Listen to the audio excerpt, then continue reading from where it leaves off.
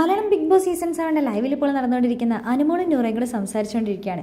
അപ്പോൾ അനുമോൾ പറയുന്നുണ്ട്, ഇന്നലെ രാത്രി തന്നെ എല്ലാവരും ആവശ്യത്തിലും അനാവശ്യമായും ഭക്ഷണം കഴിച്ചിരുന്നു.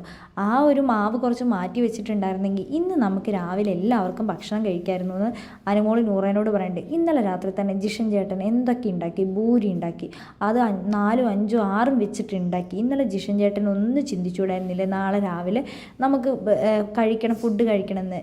ഇന്ന് എന്താണെങ്കിലും ജിഷൻ ചേട്ടനും ഷാനവാസയ്ക്കൊക്കെ രാവിലെ ഫുഡ് കഴിച്ചു. നമ്മൾ ആരും കഴിച്ചിട്ടില്ല, നമ്മൾ വിശന്ന് തന്നെയല്ലേ ഇരിക്കുന്നത്. ജിഷൻ ചേട്ടൻ അങ്ങനെ ഒന്ന് ചിന്തിച്ചിട്ടുണ്ടായിരുന്നെങ്കിൽ പോലും നമുക്ക് ചിലപ്പോൾ കുറച്ച് മാവ് മാറ്റി വെച്ചിട്ടുണ്ടായിരുന്നു, നമുക്ക് ഫുഡ് ഉണ്ടാക്കാമായിരുന്നു.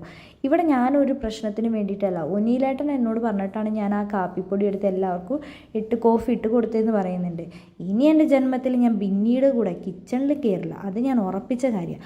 അവൾക്കൊരു പ്രശ്നമുണ്ട്, അവൾ ഫുഡ് ഉണ്ടാക്കി കഴിഞ്ഞ് കഴിഞ്ഞാൽ ഞാനാണെങ്കിൽ എല്ലാവർക്കും ഉള്ളത് തുല്യമായി വീതിച്ചു കൊടുക്കാൻ, ഉള്ളത് അപ്പം ഉണ്ടാക്കുന്നത് അപ്പം തീരട്ടെ എന്നാണ് ഞാൻ വിചാരിക്കുന്നത്.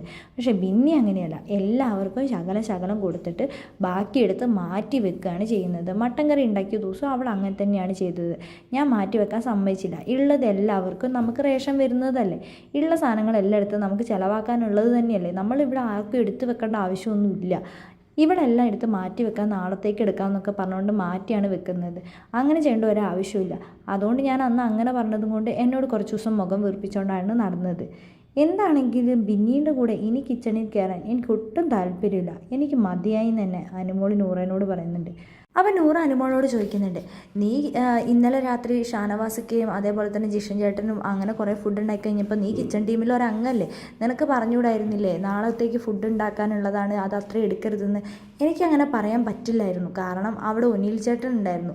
ഒനിൽ ചേട്ടൻ ക്യാപ്റ്റൻ നിൽക്കുമ്പോൾ പിന്നെ ഞാൻ അവിടെ എന്തെങ്കിലും പറഞ്ഞു കഴിഞ്ഞാൽ അത് എൻ്റെ നേർക്കായിരിക്കും പ്രശ്നമായി വരുന്നത്. അവിടെ കുറേ പേരുണ്ടായിരുന്നു, അതുകൊണ്ട് തന്നെ ഞാനത് മിണ്ടാണ്ടിരുന്നു. നിനക്ക് പറയാമായിരുന്നു എന്ന് നൂറ അനുമോളോട് പറയുന്നുണ്ട്. ആ ഒരു സാഹചര്യത്തിൽ എനിക്കത് പറയാനേ പറ്റില്ല, കാരണം എല്ലാവരും എനിക്കെതിരെ തിരിയുന്ന എനിക്ക് നന്നായിട്ടറിയാം. അതുകൊണ്ട് തന്നെയാണ് ഞാനൊന്നും പറയാതെ മിണ്ടാതെ നിന്നതെന്നും അനുമോൾ നൂറേനോട് പറയുന്നുണ്ട്.